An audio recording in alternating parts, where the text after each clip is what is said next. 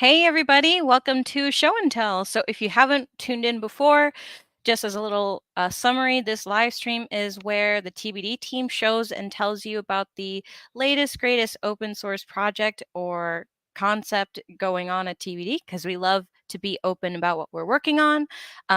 Just as a quick note, during the show, whether you are on Twitch, LinkedIn, YouTube, Discord, you can drop questions in the chat and we will answer them in the second half of our show. Sometimes we may pick on them during.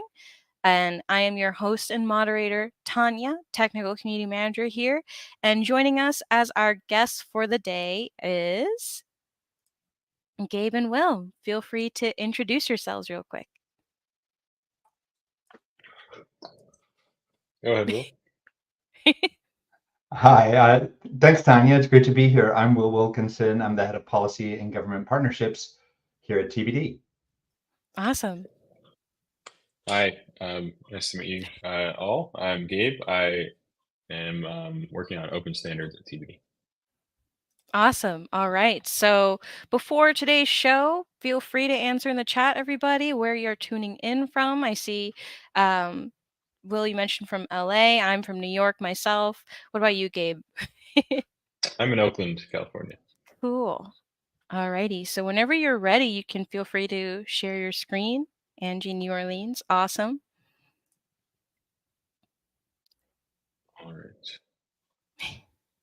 I see Ebony mentioned Boston. Okay. Here we go. So yeah, this is a presentation we gave at the California DMV Hackathon that they held at the beginning of this month. We'll run through some of the slides there to show off the work that we did. Some of it you'll already be familiar with as our audience. So the Square side of things, this is really a partnership between TBD and Square. We're all one company, but we don't often get the chance to work with one another. Luckily, this opportunity presented a good chance to cross-pollinate between our two groups. And we're highlighting here what Square does. All these numbers are public, but for the California DMV, they really care about access to Californians and the reach of this product offering globally. Nationwide. And even though Square is a global company, this is our first focus. So Square has over 36 product offerings, over 4 billion in sales the previous year, and billions of dollars in payments processed. What we're focusing on is the Square retail product, because what we have showed off is buying or gaining access to age-restricted items using privacy-preserving proofs. So on that note, over a third of Square merchants handle age-restricted items, and about 15% of all sales involve age-restricted items. So introducing a privacy-preserving solution to check your age would have a pretty big impact for the Square product. And specifically, we can't give exact numbers, but certainly millions of Californians that use Square merchants throughout the year could benefit from this privacy-preserving solution. Will, do you want to take the next couple? Sure. So, as everybody's followed TBD knows, TBD is an open source company, and we have a, kind of bedrock commitment to open standards. We were established as an open source business unit, and we're building open protocols for financial messaging and credential exchange to help everyone access and participate in the global economy. And so followers of this stream will know a lot about our open source projects, all of our SDKs that enable digital identity and verifiable credentials. And we're very active in the decentralized identity space. We are present on committees. We're on boards of companies that are doing open standards for identity and verification, like the OpenID Foundation, the W3C, and the Decentralized Identity Foundation.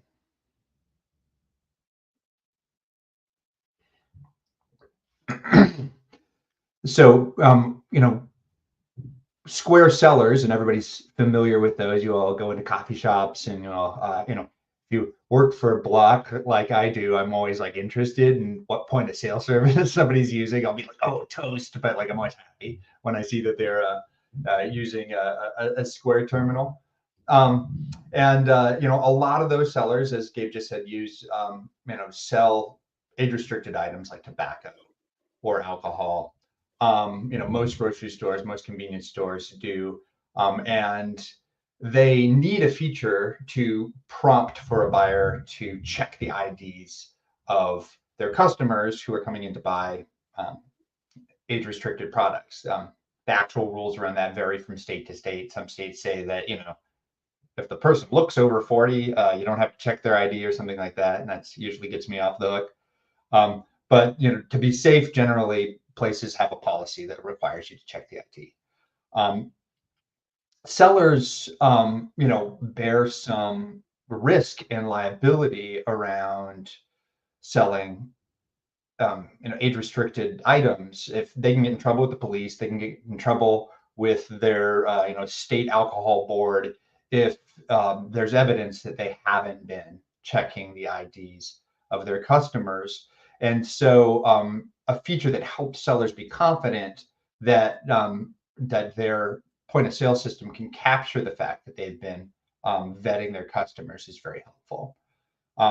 As stores and grow and their number of employees grow, their compliance risk grows as well. And Square has been trying to push into bigger markets and do bigger venues. Square is the point of sale system at SoFi Stadium here in Los Angeles, which does in a given night millions of dollars of transactions of beer, and other age restricted items. So any technology that can help streamline that process and make sure that the vendor is doing their legally required due diligence can help them a lot. So supporting features like privacy preserving age verification can help sellers, and it can increase the satisfaction with the Square product, and by doing a lot of things that they need to do anyway. Awesome. Yeah. So these are some use cases from Square merchants that the Square retail team had talked to, mostly for the feature they launched earlier this year, which is a standard age verification feature that does traditional scanning of the barcode on your driver's licenses or any other state-issued ID. And a lot of the research done here is applicable to this more privacy-preserving solution. So a lot of the stores and merchants the team spoke to, we're worried about the things that Will just said, complying with regulations, reducing their risk, making sure they're not enabling fraudulent transactions, making sure that they stay compliant. So having all this data really affirms that this solution is not just a benefit for the individuals that are doing a purchase, but also for the merchants that Square is selling products to make sure that their experience in running their stores is more seamless. So MDLs can help broadly reduce fraud and risk, preserve the privacy of individuals, and also grow transaction volume. Preserving privacy is the one I care about the most, selfishly, because I think it's a little strange that we live in this world where we need to show essentially strangers our very personal information, like our height, weight, and address, if we want to buy an age-restricted product. And using this new technology, we don't have to do that, and we get the same high-level assurances that would be present with the previous flow, but in a better manner. The True Age program, like Will was saying, does allow you to reduce fraud and risk across merchants if there are state limits on things like certain products, such as vapes or other things that states don't want you to buy many items of within a given month, or even go between merchants and buy them at a high volume. This program could help introduce limits. And True Age is I'll mention a little bit about it. It's a it's a product that's created by the Professional Association for American Convenience Stores, right? Because there's a lot of laws and a lot of jurisdictions, like Gabe was saying, that restrict how many vape pods an individual can buy, or how much cold medicine you can buy, because they get worried people are going to make that into meth. And so that the True Age is a way of creating this system where you can make sure that people are the age that they need to be, but they're not going from store to store to store and buying huge quantities of cold medicine that they're then cooking into meth. It has a way of like tracking that a particular user hasn't is only buying so much without revealing their identity information. If you go over your quota that's associated with your ID, it just doesn't let the transaction go through. It doesn't like alert the cops or anything like that. It just puts a threshold on the quantity that you can buy. But the main use case is just to check ages in a way that doesn't require people to reveal any more information. Yeah, exactly. Another thing to note is that MDLs are kind of a broader topic. They're being rolled out across the US and outside the US as well. True Age is kind of a derived proof from a driver's license. It's not quite an MDL, but it does open the door to broader MDL adoption at Square and throughout the rest of Vox businesses. So we view it as the same bucket of digital state issued identity, but there's room for more in the future, and we can talk about that after we show off some cool demos. So to that, so the first flow we showed off is on a Square register. We have demos both for iOS and Android-based Square products. Let me know if you can hear the audio.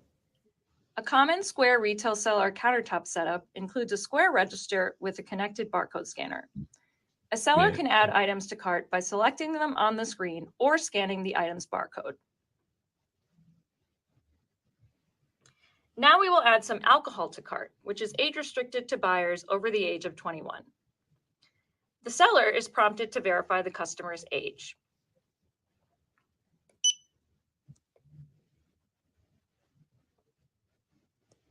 Scanning a valid driver's license adds the item to cart. The standard driver's license encodes data in the PDF 417 barcode. These can be easily generated online and faked. Now we'll demonstrate this with a mobile driver's license.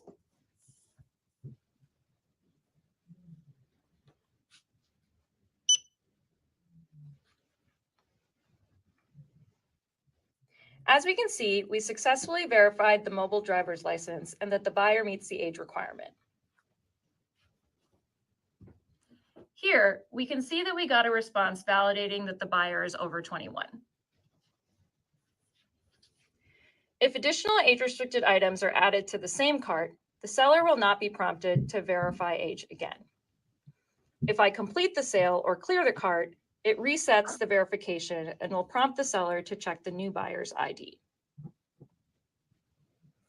The point of sale will also display an error and not add the item to cart if the ID cannot be verified. Here's what happens when the seller scans a code that is not from a trusted issuer. This is what makes these IDs difficult to fake. The point of sale will also return an error if the MDL is verifiable but expired.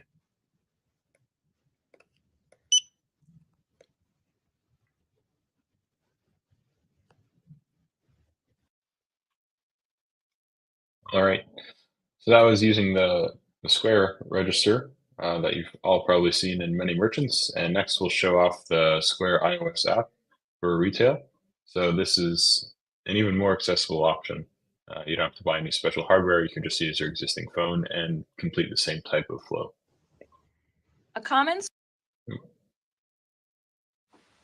This functionality is also offered in our Square for Retail iOS app, which is often used by smaller merchants or those who sell on the go.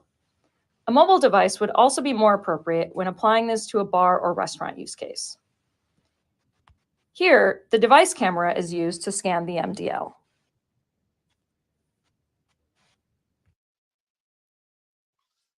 All right, so that's it. This functionality is also...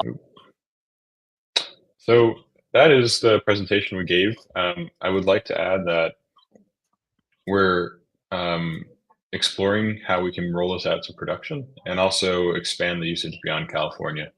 There's some other interesting digital identity crossovers into the Square product that we're exploring, but are too early to talk about yet. But would love to hear your thoughts and take any questions. But I want to make sure, Will, do you have anything else to add before we go to that? No, let's just address any questions that people have. All right. Yeah, so there are definitely a couple. Great presentation, and I also just want to say before we start answering them, I have always found it equally strange that you have to tell, like, you have to show your ID that reveals way too much about you to a complete stranger. Makes sense that you need to verify your age, but wanting everything else to be private is important. But let's see. So some initial comments. So Austin mentioned it's good not just for brick and mortar merchants, but online businesses as well. Am I also coming through okay? My Yeah, internet was like jumping from. Yeah, it's coming through okay. Yeah, I mean, like that's the future of these credentials, and that's really the reason that TBD has invested heavily in them, is that we can build these credentials that can be exchanged over a financial messaging protocol to establish trust and ensure that financial institutions are complying with their obligations. The quality of those credentials really depends on the issuers of these kind of foundational identity documents that we all work with, like your driver's license. The United States is a little bit peculiar globally in that there is no national ID. So our driver's licenses are basically our de facto, sort of government issued identity document. And you can building credentials off of those, allows you to prove all these things, like how old you are, that you're the person that you say you are. But that's going to be most useful when people can use that credential remotely, when you can use it online. So we're showing here an in-person use case for a mobile driver's license and a derived credential from that driver's license in the California DMV app. And so far, there aren't a lot of uses for state digital driver's licenses for kind of remote presentation or for online use, partly because most of the DMVs have coordinated on using the ISO MDL format, which only just was it 2 weeks ago, 3 weeks ago, released their specification for the remote presentation of an MDL, and it's not our preferred format because the ISO MDL standard is only kind of quasi open. Membership in the ISO working groups is pretty restricted. You have to buy the standard from ISO, which makes it difficult for independent developers to really build on it easily. So we prefer that DMVs use verifiable credentials. California has done that, which is something that we had something to do with. We tried to push them early on to adopt open standards, and we're hoping that other states follow their lead. But the American Association of Motor Vehicle Administrators is the main body that kind of sets standards for DMVs, and they're kind of all in on MDLs. So we kind of have to work on both of those standards at once. Using verifiable credentials is a lot easier for the online use cases because it already supports that in a way that's easier than the MDL standard. Did you have anything to add to that, Gabe? Yeah, no, I agree with all that. there's a slightly related question about if we're still committed to the Web5 project, and I think your answer highlights that we are. That's the main reason we've engaged with the California DMV, because they're using the technology that we work on and care about. They're one of the only states, if not the only state, using DIDs and verifiable credentials. So we still believe in that technology. We still want to see it adopted, and yes, we're working to put it into our products across the VUs. Great. Yeah, and as Angie mentioned, as like an additional to the original comment, like that's where it can really shine with online businesses. And yeah, because taking a picture of your driver's license and uploading that, like that just feels so ancient at this point. Um, Another comment from Austin, and maybe a point of clarification as well. He mentioned, I love the privacy preserving features of an age only verification, but nervous about merchants or government's ability to track purchases across stores. Yeah, you want to say more about how True Age works? Because I might have caused a little confusion there. Like, because it doesn't track anything. So like every time. So I've got my my California mobile wallet, and it's I can do share my prove my age with True Age, and it generates this QR code. I don't probably can't see it, but it's like generating a new code every time. And it's a token that's associated with your MDL, and that is.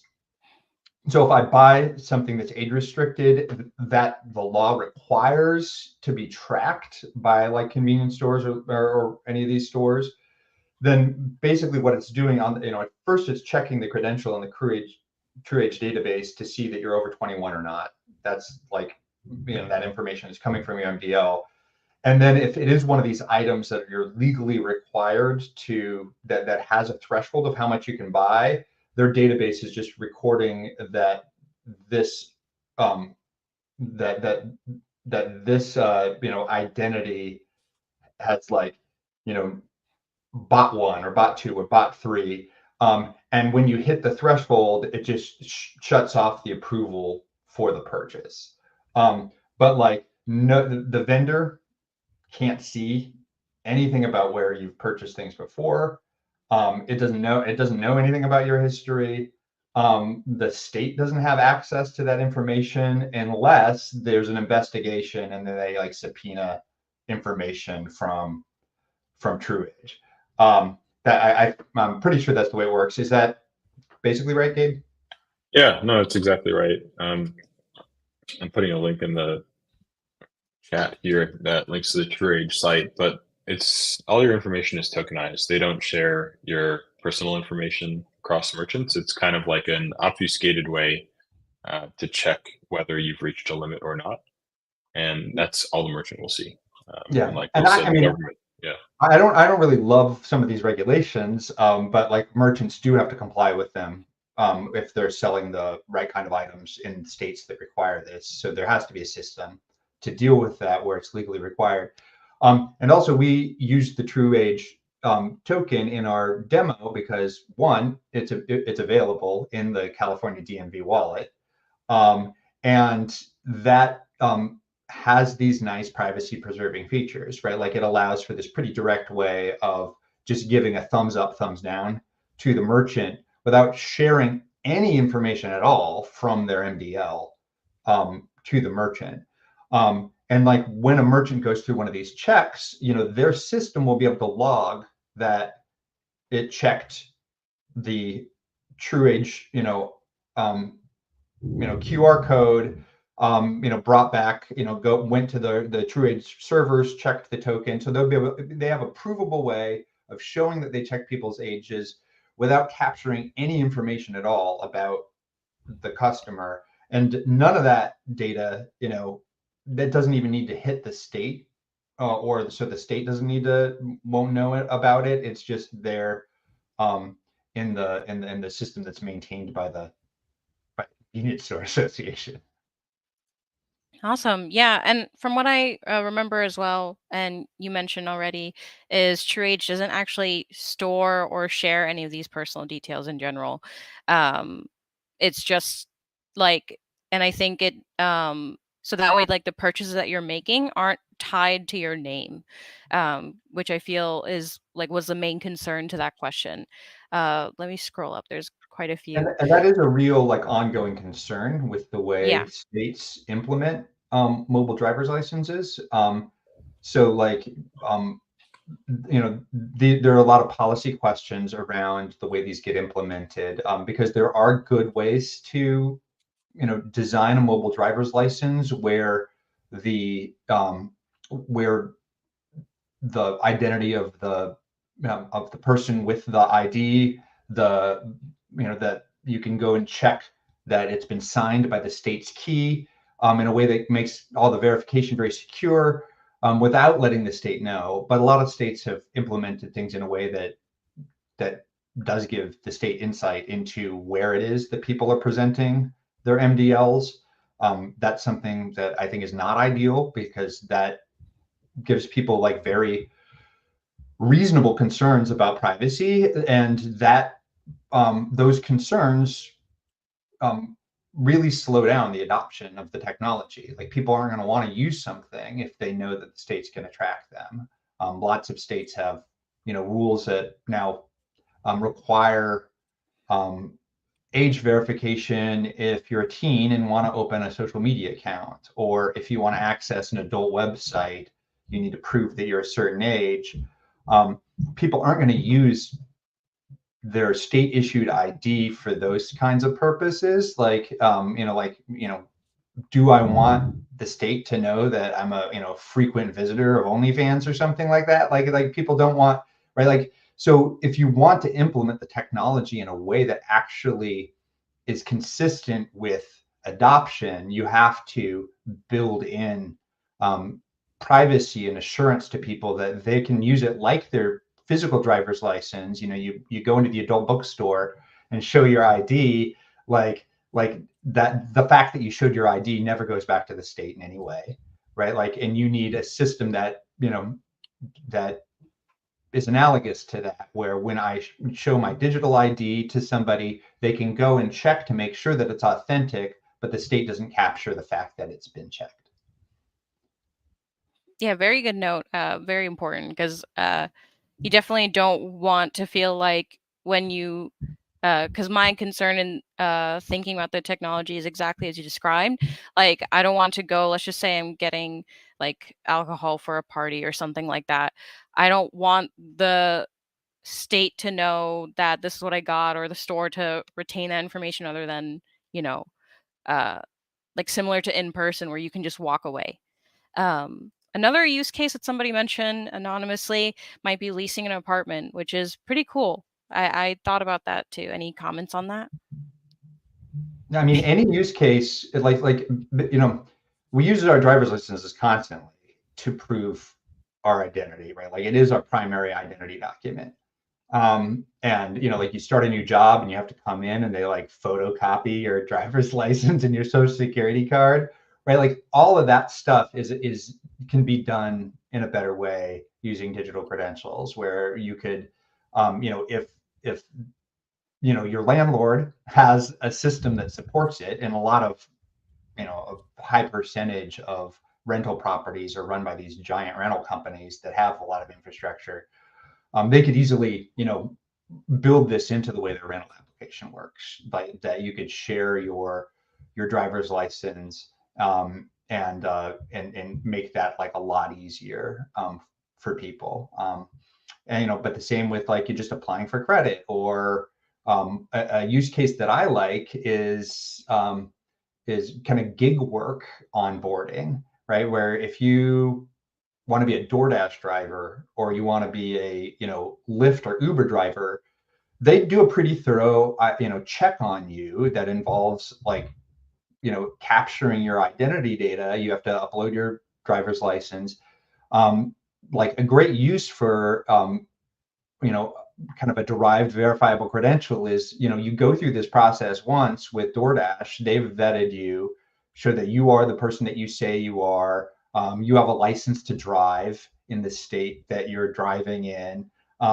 You have the insurance that you're required to have. You don't have a criminal record, right? Like all of those things. If that can be embodied in a credential that you could reuse, across platforms, so that when you want to be an Uber driver now, and in addition to a DoorDash driver, you don't have to go through this incredibly onerous process again and again and again. That, like, I think that's, you get a lot of efficiencies as this kind of technology scales up and people become comfortable with building credentials off of these primary identity documents.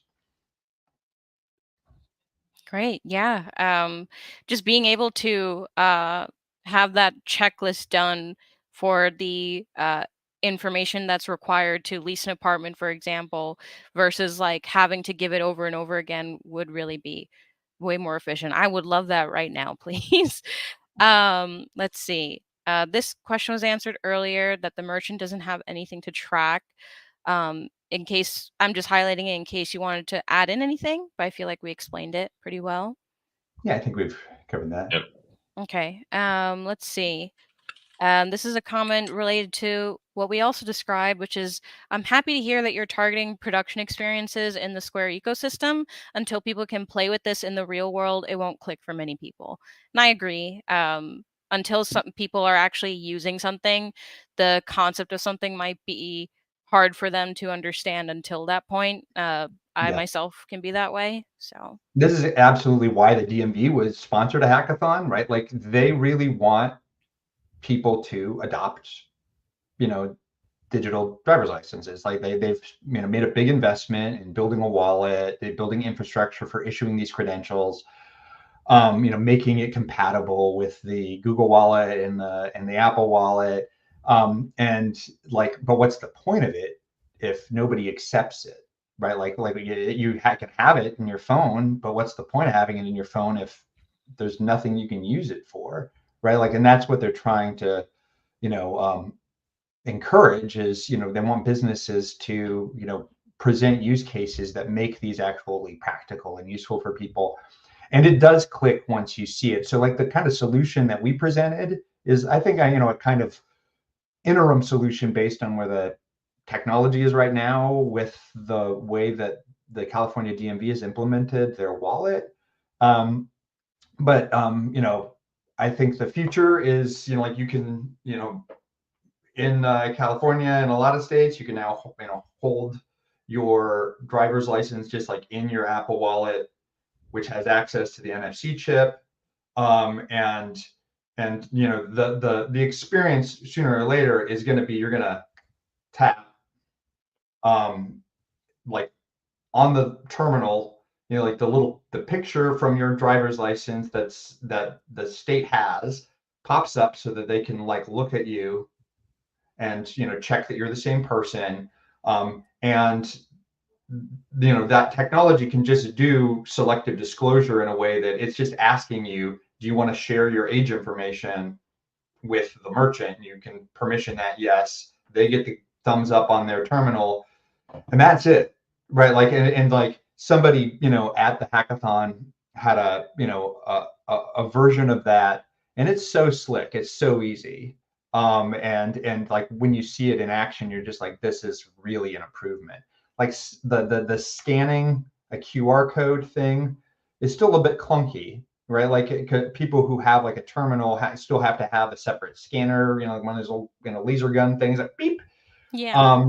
And just having an integrated package like Square terminals and lots of point of sale terminals can, are already set up to do tap to pay using the same technology. You can exchange the information that's on an MDL in a selective, privacy preserving way. There's still a lot of questions about how to manage that data, whether merchants want to have like a picture of the person pop up on their screen, things like that to work through. But there's like where things are today, there's already the potential for a really low friction identity and age verification experience at retailers. Yeah, something else I want to add on is that I could see us replacing one clunky interaction with another, and if we're not careful, like today, you have to potentially take out your wallet, show an ID, then tap to pay on your phone. It's like a lot of things in your hand. Like using a single device could be better, hopefully. But if it's across different apps, or if it's difficult, or you have to Face ID or tap twice, there could still be significant friction in proving your age at the time of checkout. So I think that we have a good opportunity to make this UX better. Like Will was saying, a lot of Square terminals, or all Square terminals, have Pay with Cash App, and Cash App could be a place that does everything in one tap. So you don't have to go through that clunky flow. That's something we're interested in looking into as well. That makes sense, and that's a really good note to make, because what's the point of new technology if it's not going to make the experience overall better and seamless, right? Mhm. Coming from Rizal, I might have missed it, but is this just a prototype, or is it ready for companies to adopt? So my understanding is it is just a prototype. It's in the production code line, but feature flagged off. There's definitely some more work we need to do to make it production ready, but we're actively working with the Square team to do that. Awesome. Another comment from Austin. I had no idea you had to pay to use ISO standards. That seems so backwards. That does I seem. agree. Standards should be I did open. not know that either. You do. And then they're not. It's not cheap. Like, do you know how much it is, Gabe? I want to say in the hundreds. However, yeah, that's not the only problem. You have to buy a license for each person who looks at it. Yeah, that's right. Oh, wow. And you can't just join the ISO as a company or even as an individual. They're kind of this member state delegation. I don't know. It's a strange format. It's not clear how I would participate, or anyone would, unless you already have the right connections, which Yeah. There is a process that you can do to like join an ISO working group, but it's not very transparent, and it favors companies with a lot of resources who have a vested interest in keeping the credential or keeping the standard in a format that benefits them specifically.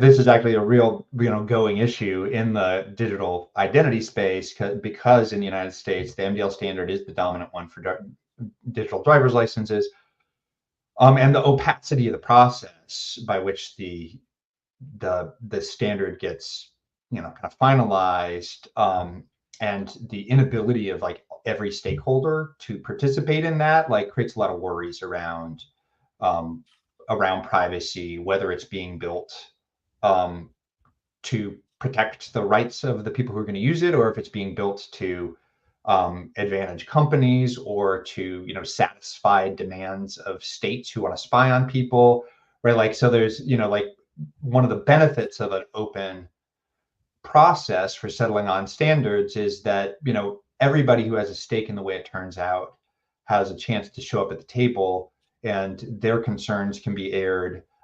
Everybody has a chance to like look at, see the process happening, and can try to influence it in a way that protects the interests of the people in their interest group.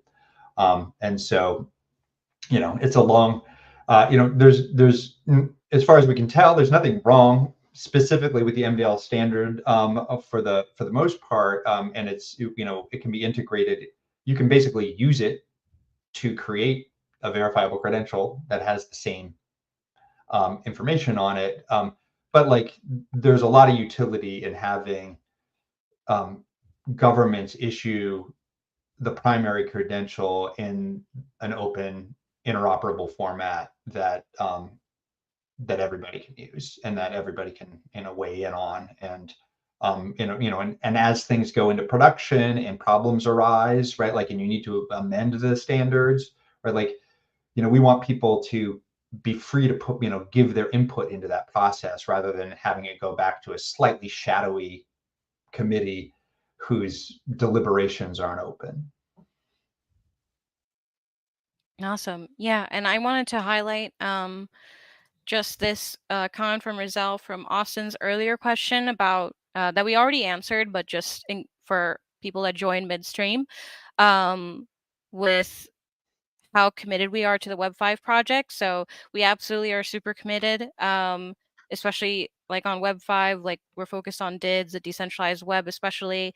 And Daniel on our team also has his own live streams where he shows the progress as we have it focused on the D web. So um, totally appreciate the concerns, but happy to have you ask these questions as well. I mean, some of it is that a lot of like the whole kind of Web 5 thing is a pretty long-term ecosystem play where you need all of these elements to fall into place for that whole kind of structure to fit together, right? Like and so like DWNs really come into their own once it becomes really typical for people to have DIDs that their credentials are connected to.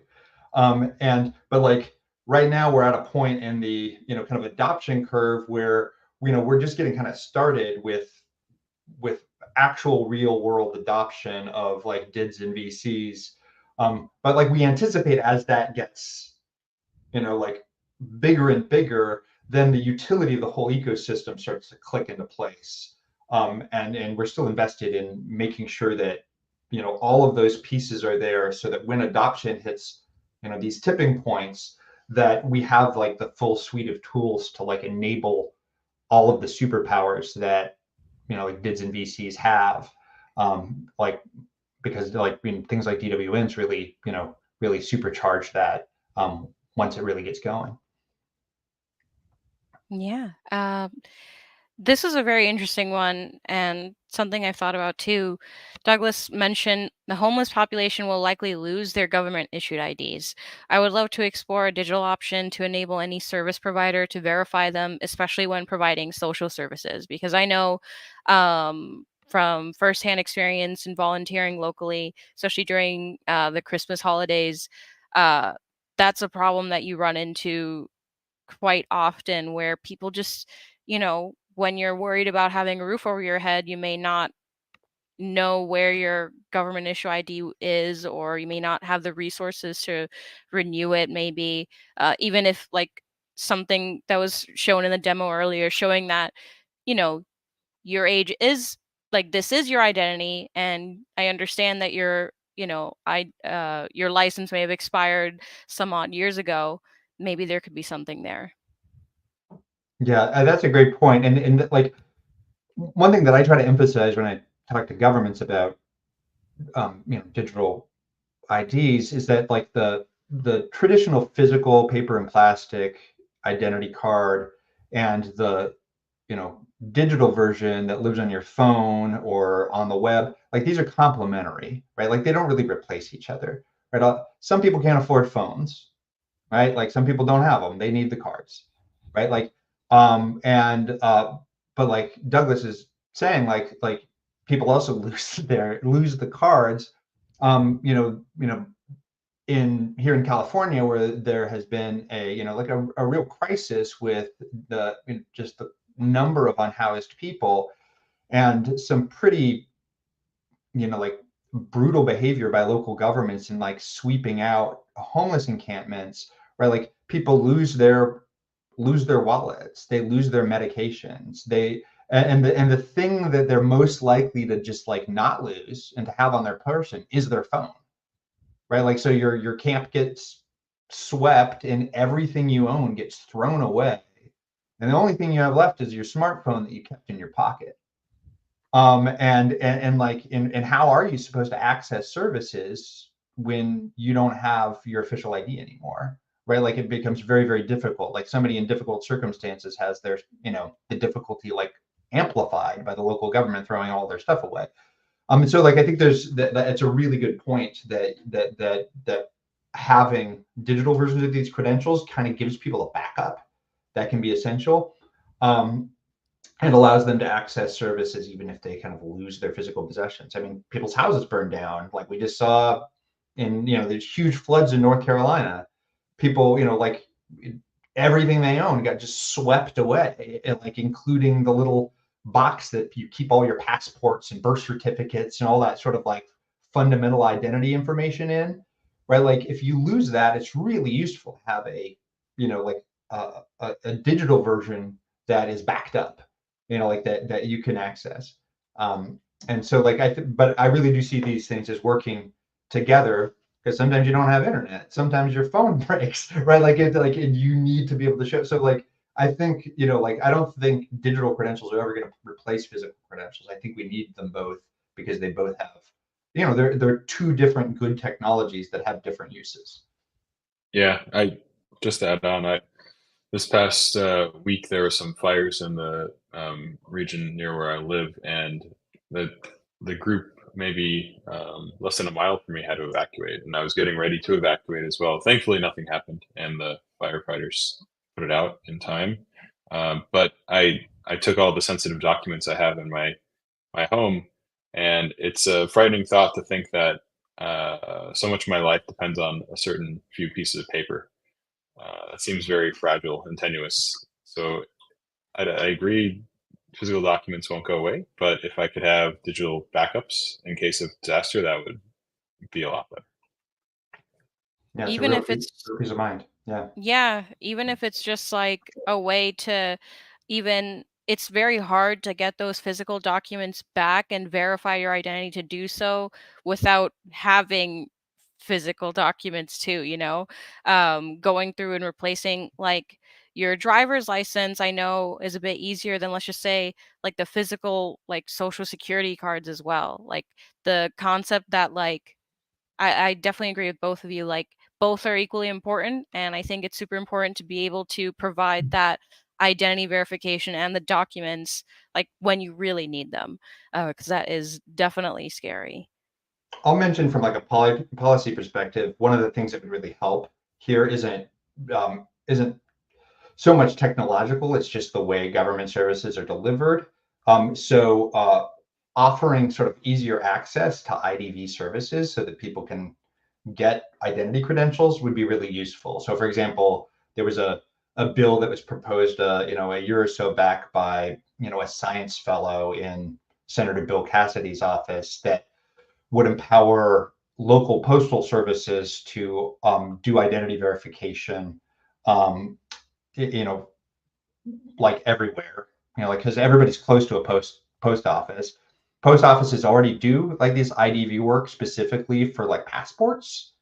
But like, this kind of like legislation would allow them to run people through the IDV process in a way that allows them to issue a credential that a company like Block could use to onboard somebody onto a financial service. It would be a real government issued credential that isn't necessarily a driver's license. Like you like, it's kind of weird that the thing that says you're allowed to drive a box around on public roads is your main identity document. Like there can be lots of good high quality government identity documents, and there are at the federal level, but at the state level people are pretty restricted to this one option. And so if the government would support an IDV process that could be leveraged by the private sector to offer people kind of identity proofs, that would give people a lot of access to easier access to a lot of services, and in a way to kind of back up and prove their identities by having kind of multiple points of proof about who you are. Yeah. This is a funny comment from Austin. Quick screenshot of Will's MDL. Gonna go buy a boatload of Dayquil. Well, that's the thing with the TrueAge credentials. You'll be able to use that specific QR code once, and then it regenerates it. It trashes it and makes it again the next time you try to use it. So you can buy one thing a Dayquil with. And they're time bound, so you better hurry. Oh yeah, I think you have 15 minutes. So if I think it's already gone. I think your window is closed. That's so funny, but it is a real like concern, but it's good to know. Let's see. But yeah, as a good piece of OPSEC, don't show your identity QR codes over here. Yeah, that's a good point to make. A good, safety net, you know, don't show your private credential, don't show your QR code. Let's see. There's quite a bit of comments, so I'm going through. Lots of fun discussion happening today. Um, let's see. Oh, and this is like an add-on from Douglas initially, talking about, you know, looking into this within our community. Would love to pilot and tie payments into this as well, so that transient population continue to receive the services they need without physical cards. That would be awesome. I would really love to see that. What was, Yeah. Gabe, what was the name of the organization that the DMV recognized for doing the app for migrant farm workers? I don't remember. So at the hackathon, there were several awards. By the way, the DMV gave us the award for the best security and privacy implementation. One of the award winners was this group who is creating an app that leveraged the state MDL to specifically to give like agricultural workers access to public services that they'd be eligible for. And the state was very excited about that. And it's a great use case. Like part of the problem there, like this is why I was emphasizing how important just making just the basic identity verification, like the in-person identity verification process more accessible, is that like, physical card versus digital card doesn't, like the main thing is like both of those things need to be rooted in an IDV process where somebody verifies that you are the person that you say you are. And so the real bottleneck is access to that a lot of times. So if you have like, undocumented workers, I mean, like the literally undocumented part of it is, a problem because, they can't get, it can be very difficult to get other identity documents, like you were saying, Tanya, like if you don't have them already, right? Like Yeah. you have a bootstrapping problem. And so you need kind of other means of doing that. Like, and there's these really interesting, I'm just kind of riffing now. I'm so sorry if I'm digressing, but this is a real problem with like refugee populations. And the UN refugee program has a process by which they kind of investigate the identities of refugees who've lost everything so that the UN can give them a credential that says that they are who they are. And there's a special like passport that you can get as a refugee issued by the United Nations. But like that identity verification process is really difficult when people come to you and they're like, I've been displaced. Like my entire village was bombed to smithereens. I'm running for my life. I don't have anything. But like I still need to prove my identity. Like I'm from, like Syria. Like I like had to flee. Like I need to prove. And so like that's just like not really a problem that technology solves. It can make it easier. Because just that basic trust that is like built by some trusted official authority saying that you are Tanya, you are Gabe, like we need that for better or worse.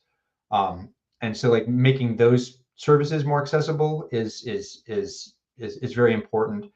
And a lot of times when you have undocumented or displaced populations, the best way you can do that is by having groups of people vouch for each other.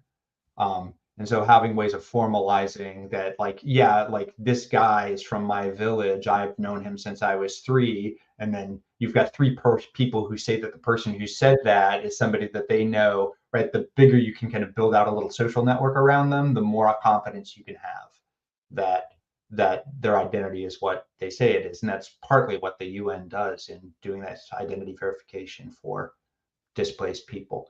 But it's just a really hard problem to solve. Like as I've been into this space, I like thought a lot about that, and trying to think of ways that technology can help. But it's like not so much just like identifying a person in the social world is not really a technological problem. It's a social and political problem.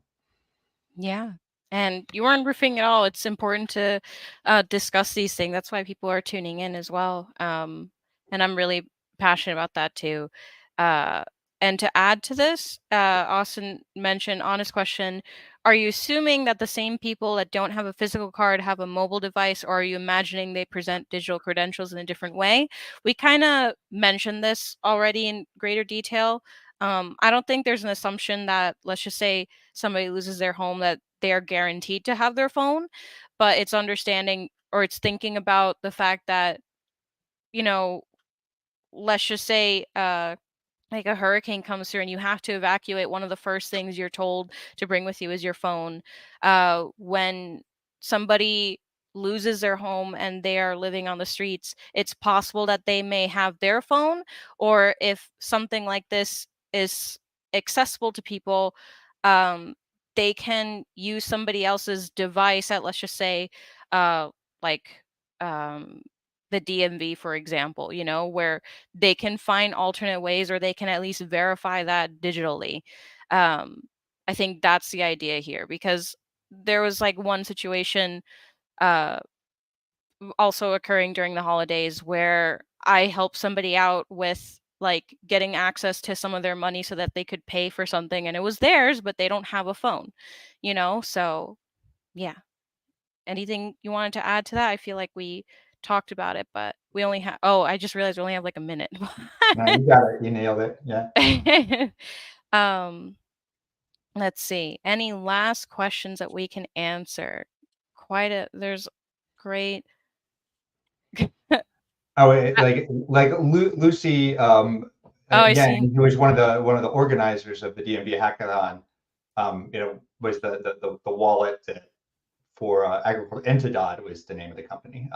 So I wanted to give them a shout out for working on using these credentials to enhance access to services for